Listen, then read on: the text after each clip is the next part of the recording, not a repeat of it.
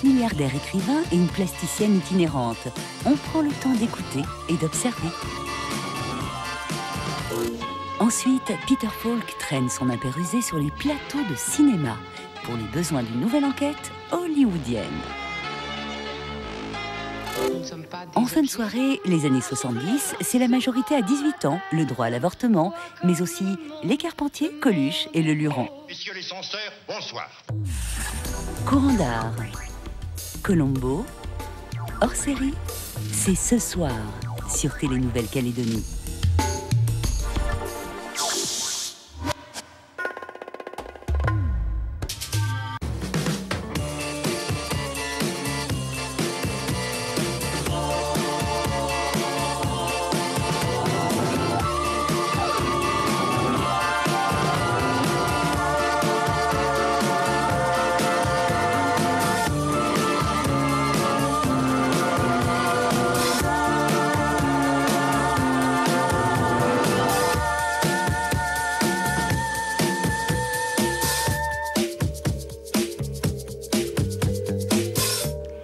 Bonsoir et ravi de vous retrouver pour ce premier numéro de Courant d'art version 2010.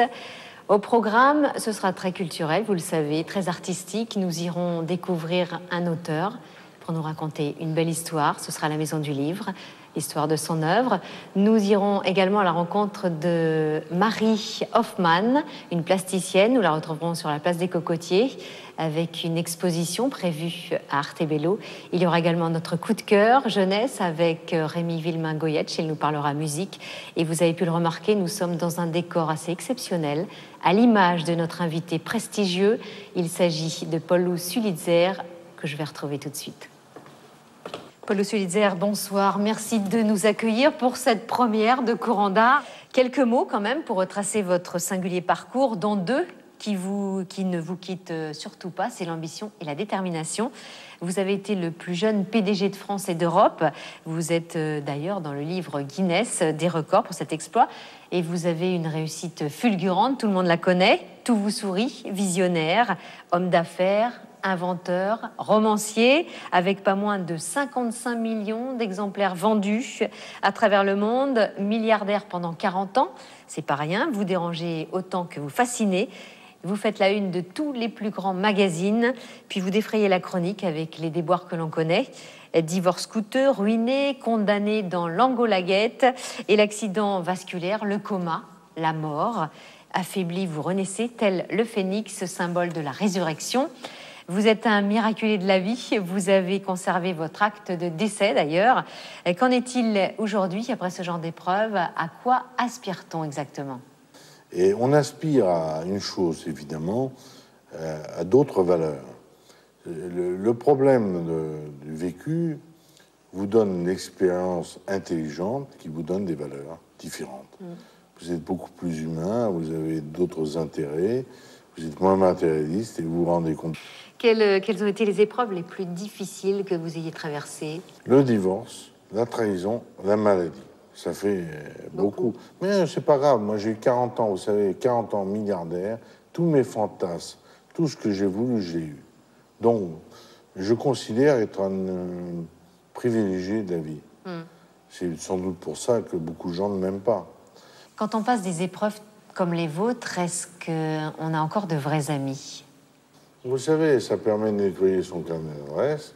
Puis, le mot ami est un mot qu'il ne faut pas employer à la légère. Évidemment, j'ai gardé beaucoup d'amis. Brigitte Bardot, par exemple, qui est tellement critiquée, elle m'a envoyé des médailles, elle m'a envoyé des tas de trucs à l'hôpital. Des petits mots très sympas, j'ai vu. Très sympas. Donc, et les bons sont restés, comme d'habitude. Les rémoras, les merdes sont partis. Alors, avant la mort, il y avait la vie, la vraie. Votre vie est un roman, à elle toute seule. Y a-t-il un secret pour devenir riche, milliardaire? Il ne faut pas y penser déjà. Parce qu'un type qui veut devenir riche et qui pose la question, c'est très emmerdant. Hein? En ce qui me concerne, pour moi, j'ai voulu gagner de l'argent pour être indépendant. J'y suis arrivé. C'est tout. Bon, j'ai inventé des trucs quand j'étais jeune. Et puis, j'étais, comme vous dites, le plus jeune PDG. Le plus important, c'était de rester le plus vieux. Hein? Il faut dire que l'argent ne doit être que la liberté frappée. Dès le moment où ça devient une fin en soi, c'est odieux. Moi qui étais un libéral convaincu depuis toujours, puisque je viens des pays de l'Est, par mes parents, j'ai toujours pensé que la société libérale était fantastique. Mais aujourd'hui, le capitalisme tel qu'il est pratiqué dans les pays occidentaux est devenu aussi un fléau comme le communisme. Pareil, les gens sont des pions, on les écrase, on les jette dehors. L'humain n'a plus sa place. Je vais en profiter pour parler de votre dernier roman, L'escroc du siècle, parce que vous dénoncez tout ça dans ce livre. Alors, quelle est la part du vrai dans les personnages? Vrai. Il faut dire qu'aujourd'hui, les escrocs, dans la crise que nous avons tous vécue, crise de rire et crise pour certains, pour les pauvres en tout cas, dure, eh bien, en métropole et ailleurs, dans les pays développés, les escrocs ont fleuri partout, ils ont gagné des milliards. Prenez l'exemple de Madoff, qui a ruiné des milliers de gens qui maintenant se retrouvent, après avoir perdu leur retraite, à vendre des McDo à 80 ans. Enfin, c'est un truc terrible. Vous faites un clin d'œil à votre ami de Nouvelle-Calédonie dans votre livre, L'escroc du siècle. Oui, Monique Picara est une femme dont on peut faire un livre, un roman, parce qu'elle fait partie de ces femmes ou de ces hommes qui sont des pionniers et qui ont construit la Nouvelle-Calédonie. C'est quand même un pays qui est un des plus beaux du monde. D'ailleurs, je ne sais pas, il y a des îles magnifiques dans tout le Pacifique. C'est quand même un des plus beaux pays du monde. Moi, j'ai voyagé beaucoup. Il y a certains pays qui me plaisent, mais ici, quand même, on a envie de poser ses affaires. Qu'est-ce qui vous fait encore rêver? Moi? L'île des Pins m'a fait rêver. Je suis pas un bon pêcheur, j'ai lancé ma ligne là-dedans, j'ai sorti un poisson, j'ai mangé en salade, en carpaccio, je me sentais bien, quoi. Je disais, pas mal, pas mal. J'ai mangé des fruits, une noix de coco fraîche qui m'a fondu dans la bouche. J'étais avec des ouvriers qui allaient à la pêche, qui m'ont raconté comment ils attrapaient les mulets. Bon, je trouve ça vachement sympa, moi. Ce qui me fait, moi, c'est la vie, tout court. Hein.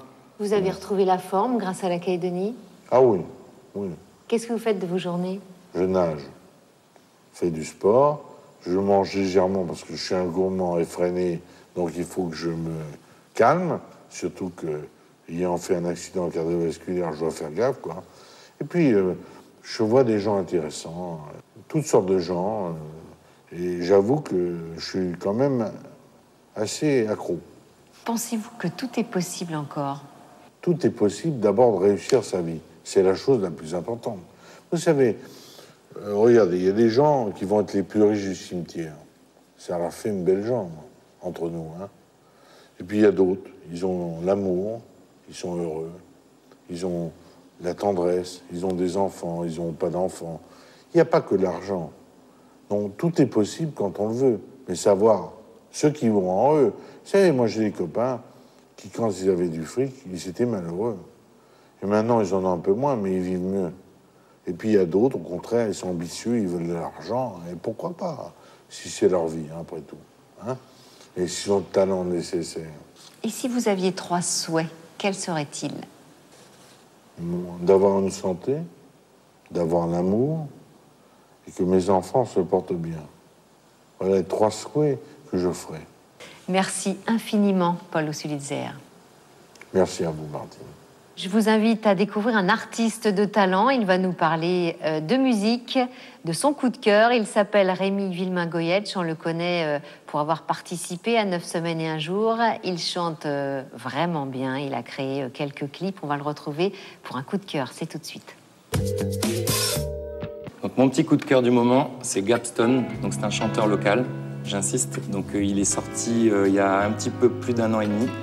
C'est le chanteur, un des leads vocales en fait, du groupe Néa Combo, qui tourne beaucoup dans la scène raga, dancehall en Nouvelle-Calédonie.